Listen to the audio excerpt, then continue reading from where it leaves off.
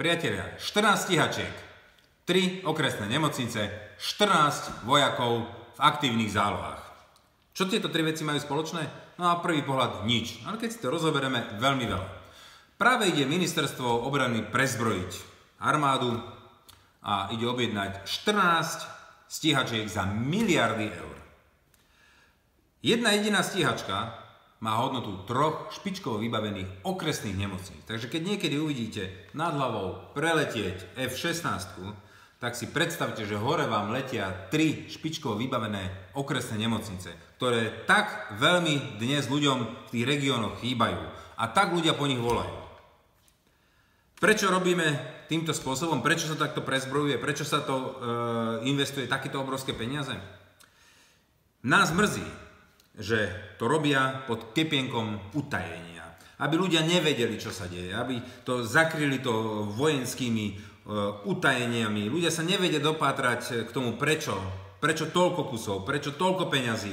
A tým pádom strácajú dôveru voči ministerstvu obrany a voči štandardným politikom, ktorí tu nás dneska vládnu. Áno, hrozba je to veľmi veľká. Svet sa radikalizuje a potrebujeme mať dobre vyzbrojenú armádu a plne vycvičenú. Dnes by mala mať slovenská armáda 16 000, tabulkovo 16 000 vojakov. Viete, koľko máme dnes vojakov v armáde? 12 000. Chýbajú nám 4 000. Pán minister sa rozhodol to riešiť, pán Gajdoš.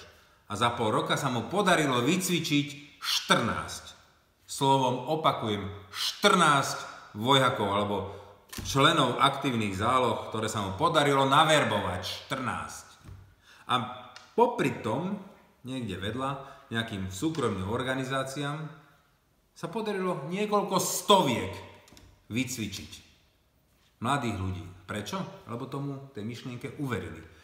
A prečo nejdú do armády? No tak, lebo keď všetko utajujete a robíte prezbrojenie a tendre, všetko pod kepienkom ilegality a dávate prezbrojenie, techniku len pre svojich blízkych, aby boli tam dobré kšefty, no tak sa nedivte, že ľudia strácajú dôveru a potom sú schopní uveriť rôznym súkromným organizáciám.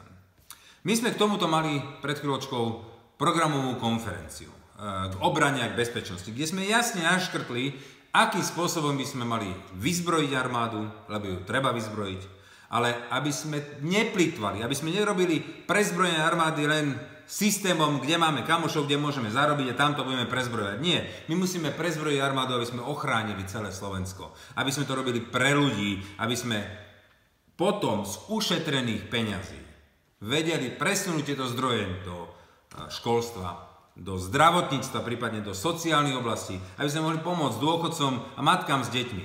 A takýmto spôsobom to chceme robiť my. Preto, lebo pokiaľ ľudia budú vidieť, že tieto obrovské peniaze plynú do fabrík, firiem a kšeftov len pár vyvolených ľudí, tak tomu nikdy nebudú veriť. A my to budeme robiť transparentne. A preto sme robili tú konferenciu, kde sme to jasne naškrtli.